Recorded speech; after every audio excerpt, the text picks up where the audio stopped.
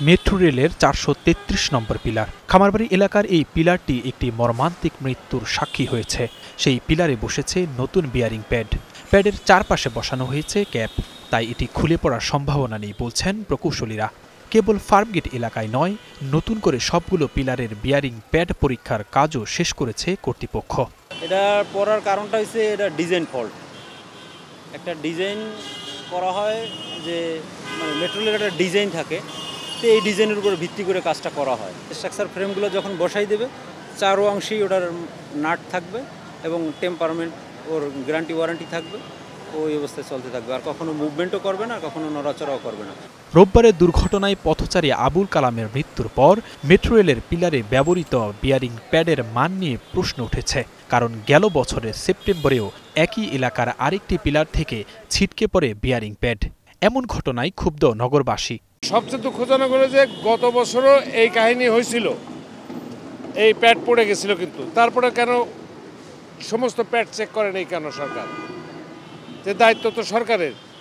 এভাবে তো একটা মানুষ মারা যাবে, একটা ফ্যামিলি ডিস্ট্রয় হয়ে গেল, এই দায়িত্ব কে নেবে?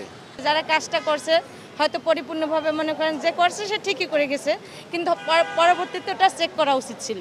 মেট্রো রেল যারা নির্মাণ করছে বা যারা নির্মাণের দায়িত্বে আছে তাদেরকে আমরা এখানে মূল হোতা দান করবো, কারণ নিম্নমানের জিনিস লাগানো হয়েছে, এর ফলে যে অনেক মানুষ মারা যেতেছে। এখানে যেরকম প্রশাসনের দোষ আছে, মেট্রো রেলের যে কর্তৃপক্ষ তাদেরও দোষ আছে। সেটা তো ভালো করে চেক করা উচিত, তাকে তারা বোঝা উচিত যে এটা জিনিসটা যদি হয় এটাও ভেজাল হয়ে যাচ্ছে। এই ঘটনায় তেজগাঁও থানায় একটি অপমৃত্যুর মামলা দায়ের করেছেন নিহত আবুল কালামের স্ত্রী।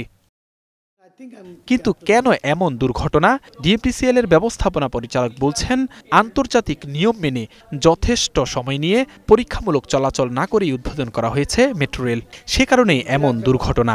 যে আমার যেই লেভেলের testing, trial run and pre opening session করার কথা ছিল, এটা হয় নাই। আর যেটা হয়েছে এটা অ্যাডিকুয়েট না। ইন্টারন্যাশনাল নর্ম অনুযায়ী 6 থেকে 9 মাস লাগে এই ট্রায়াল রান চালাইতে।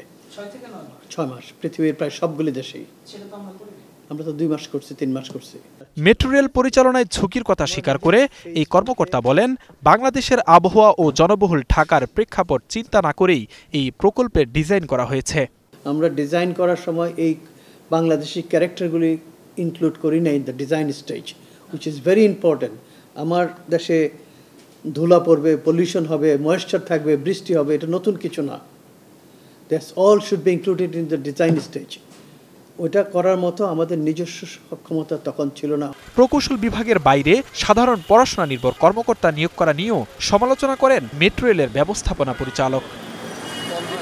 Jisan Ahmed, Star News, Dhaka.